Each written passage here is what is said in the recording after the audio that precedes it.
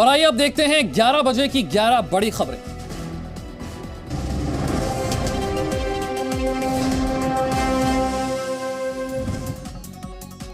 रामचरितमानस पर शुरू हुए विवाद में अब बहुजन समाज पार्टी के अध्यक्ष मायावती ने भी एंट्री ले ली है। उन्होंने कहा कि रोज नया विवाद खड़ा कर राजनीतिक पार्टियां समाज में द्वेष फैलाना चाहती हैं। मायावती ने स्वामी प्रसाद मौर्य की रामचरितमानस पर टिप्पणी पर भी बयान दिया। उन्होंने कहा कि समाजवादी पार्टी की चुप्पी का मतलब साफ है कि इस मुद्दे पर बीजेपी और समाजवादी पार्टी एक साथ है। मायावती ने इस मुद्दे की टाइमिंग पर भी सवाल खड़ा किया। उन्होंने कहा कि इन मुद्दों को इसलिए बढ़ाया जा रहा है ताकि चुनाव से पहले जनता को असली मुद्दों से भटकाया जा सके और उन्हें हिंदू मुस्लिम में बांटा जा सके। मायावती ने बीजेपी और समाजवादी पार्टी को एक दूसरे की मददगार बताया और कहा कि हमें इस गंदी राजनीति से बचने की जरूरत है। रामचरितमानस विवाद पर आरएसएस नेता इंद्रेश कुमार ने भी अपनी प्रतिक्रिया दी। उन्होंने कहा कि राम हम सबके हैं और उनका अपमान देश का अपमान। ये जूस और आइसक्रीम शॉप चलाते हैं और हर महीने 3 लाख तक कमाते हैं। आपको शुरू करना है, इनसे सीखना है तो फ्रीडम ऐप को अभी डाउनलोड कीजिए। राम सबके है, राम जन जन में है, जन कन में राम है।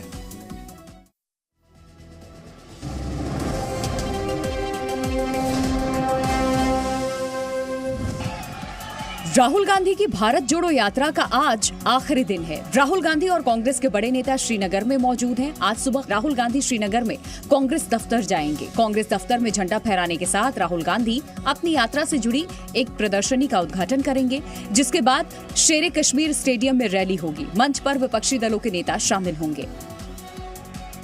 कल श्रीनगर में राहुल गांधी ने प्रेस कॉन्फ्रेंस की और अमित शाह से पूछा कि अगर कश्मीर में हालात अच्छे हैं तो वो लाल चौक तक पैदल क्यों नहीं जाते। वहीं बीजेपी के वरिष्ठ नेता रविशंकर प्रसाद ने राहुल गांधी से पूछा है कि वो कश्मीर में इतनी शांति से तिरंगा लहरा पाए, ये कैसे हुआ। लेकिन राहुल गांधी, मैं आपसे एक बात जरूर पूछना चाहूंगा कि आप इतनी शांति से तिरंगा लहरा पाए, हुआ कैसे। ये इसलिए हुआ कि नरेंद्र मोदी जी की सरकार ने हिम्मत दिखाई, धारा 370 समाप्त हुई, इसी कारण आतंकवादी शांत हैं।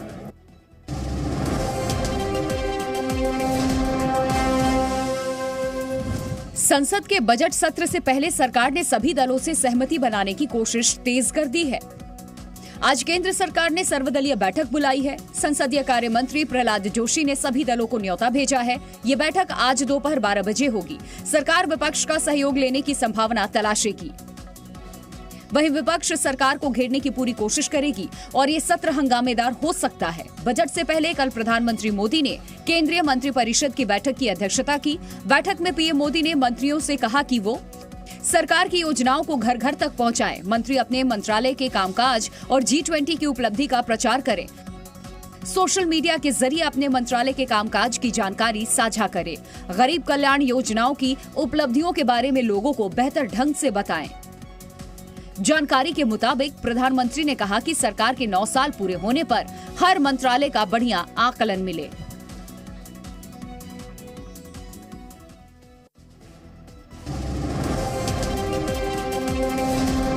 ओडिशा के स्वास्थ्य मंत्री नवकिशोर दास को आज राजकीय सम्मान के साथ अंतिम विदाई दी जाएगी। ओडिशा के झारसुगुड़ा में उनका अंतिम संस्कार किया जाएगा। ओडिशा की राजधानी में राष्ट्रीय ध्वज आधा झुका रहेगा। स्वास्थ्य मंत्री नवकिशोर दास की रविवार दोपहर को गोली मारकर हत्या कर दी गई थी। घटना को उनकी ही सुरक्षा में तैनात एएसआई गोपाल दास ने अंजाम दिया है। गोली लगने के बाद स्वास्थ्य मंत्री को तुरंत अस्पताल में भर्ती कराया गया था, लेकिन उन्हें बचाया नहीं जा सका। लेकिन इस सबके बीच जो बड़ा सवाल खड़ा हो रहा है वो ये है कि आखिर एएसआई ने किस वजह से स्वास्थ्य मंत्री की हत्या की। हालांकि इस मामले में बेहद चौंकाने वाली बातें भी निकलकर सामने आ रही हैं। एएसआई की पत्नी का कहना है कि गोपाल दास किसी दिमागी बीमारी का शिकार है। वो करीब 5 महीने से अपने परिवार से नहीं मिला था। घटना स्थल का एक वीडियो भी सामने आया है जिसमें नवकिशोर दास को गोली लगने के बाद उनका खून बहता नजर आ रहा है। कार ड्राइवर और आसपास खड़े लोग संभालते दिख रहे हैं।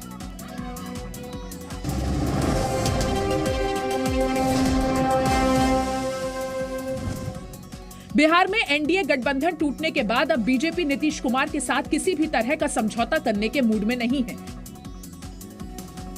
बेगूसराय में बिहार बीजेपी की प्रदेश कार्य समिति की 2 दिवसीय बैठक कल खत्म हो गई। बैठक खत्म होने के बाद बिहार बीजेपी प्रभारी विनोद तावड़े ने बताया कि किसी भी हाल में जेडीयू से गठबंधन नहीं किया जाएगा। इस बैठक के बाद ट्विटर पर भी बीजेपी ने जेडीयू और बिहार सरकार पर जमकर हमला बोला। बीजेपी ने नीतीश कुमार पर निशाना साधते हुए कहा कि वो किसी के सगे नहीं है। बड़ा स्पष्ट तौर पर कहा है कि हम किसी भी हालत में नीतीश कुमार जी के साथ अब कोई समझौता नहीं करेंगे। बिहार में अब भाजपा की सरकार होगी, इसकी कल्पना के साथ पूरे कार्य समिति में हम चर्चा कर रहे हैं और पूरे बिहार के राजनीतिक कार्यकर्ता ये सब सम्मति से तय किया है कि हम अपनी सरकार बनाएंगे।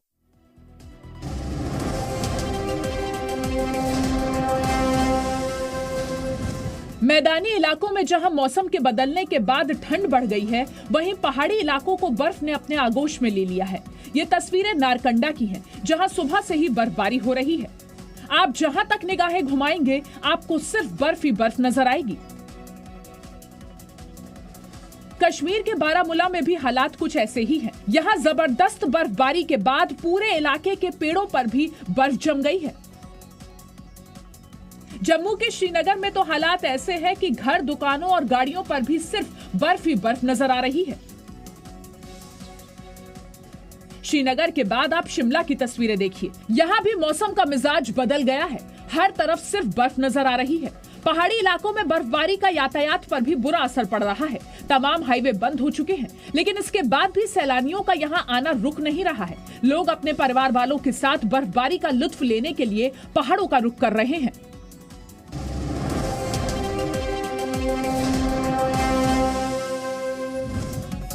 भारत की बेटियां अंडर 19 की पहली वर्ल्ड चैंपियन बन गई। कल हुए फाइनल मुकाबले में इन्होंने इंग्लैंड को बुरी तरह से हरा दिया। भारत ने टॉस जीतकर पहले बॉलिंग चुनी और इंग्लैंड को 17.1 ओवर में 68 रन पर ऑल आउट कर दिया।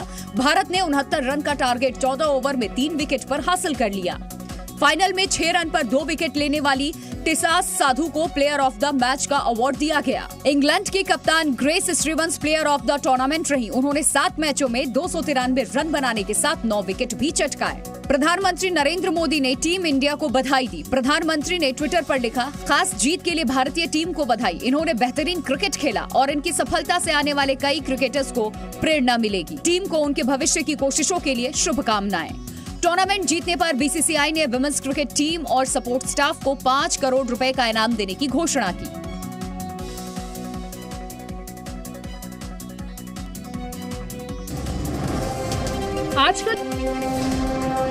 आजकल लोग YouTube शॉर्ट्स और इंस्टा रील्स पर फेमस होने के लिए तरह तरह के हथकंडे अपनाते हैं और तरह तरह की हरकतें करते हुए अक्सर देखे जाते हैं। ऐसा ही एक वीडियो इंदौर के शॉपिंग मॉल से आया है। मॉल में एक युवक को अजीबोगरीब हरकतें करते हुए देखा जा सकता है। ये युवक कभी मॉल में दौड़ लगाता है, कभी रेलिंग पर लटकने की नौटंकी करता है, तो कभी मॉल के फर्श पर गुलाटियां खाता है। इस वीडियो की जानकारी जैसे ही पुलिस को लगी, वैसे ही पुलिस इस युवक को पकड़कर थाने ले गई। पुलिस का कहना है कि युवक मॉल की रेलिंग पर स्टंट करते वक्त अपनी जान जोखिम में डालकर वीडियो बना रहा था। इस युवक पर धारा 151 के तहत कार्रवाई की जा रही है। बताया जा रहा है कि इस युवक का नाम रविंद्र गुर्जर है, जो डिलीवरी बॉय है। साथ ही इस पूरे मामले में उसके दोस्त को भी आरोपी बनाया गया है।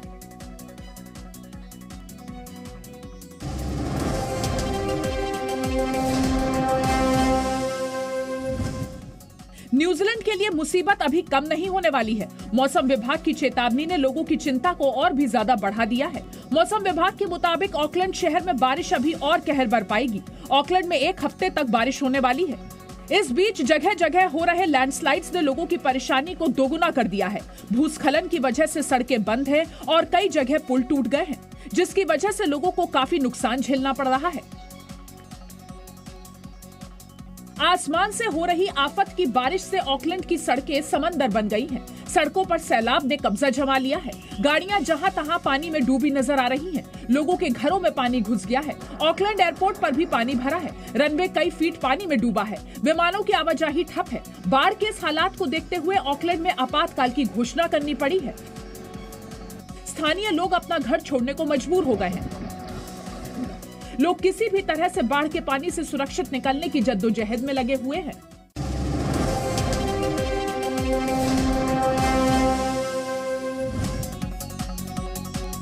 ईरान के इस्फहान में हुआ ये धमाका ईरान की सरकार का नया सिरदर्द बन गया। रविवार को ईरान के इस्फहान में सेना की फैक्ट्री में अचानक जोरदार धमाका हुआ।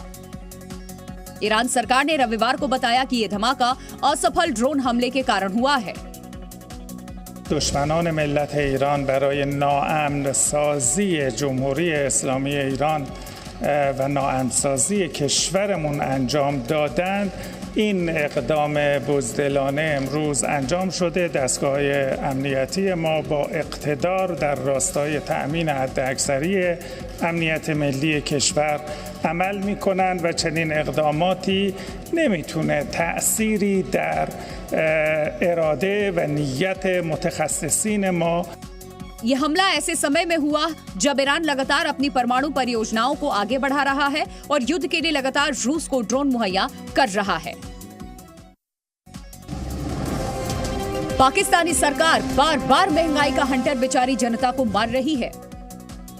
अभी जनता अपनी पिछली चोट भूली भी नहीं थी कि सरकार ने एक बार फिर महंगाई का हंटर उस पर बरसा दिया। सरकार ने पेट्रोल और डीजल के दाम में 35 रुपए प्रति लीटर बढ़ा दिए हैं। बढ़े हुए नए दाम रविवार से लागू हो गए हैं, जिसके बाद पेट्रोल की कीमत 250 रुपए प्रति लीटर और हाई स्पीड डीजल 263 रुपए तक पहुंच गई है। केरोसिन के दाम 18 रुपए बढ़ने के बाद नए दाम 190 रुपए तक बढ़ गए हैं। शुक्रवार को ही पाकिस्तान में डॉलर अपने रिकॉर्ड स्तर पर पहुंच गया और $1 की कीमत 262 रुपए तक पहुंच गई। पेट्रोल और डीजल की कीमतों में 50 रुपए की बढ़ोतरी को लेकर सोशल मीडिया पर अटकलें तेज हैं। कीमतें बढ़ने के बावजूद पाकिस्तान में पेट्रोल पंप के बाहर गाड़ियों की लंबी लाइन दिख रही है। लोग इस बात को लेकर घबरा रहे हैं कि देश में तेल की कमी हो गई है।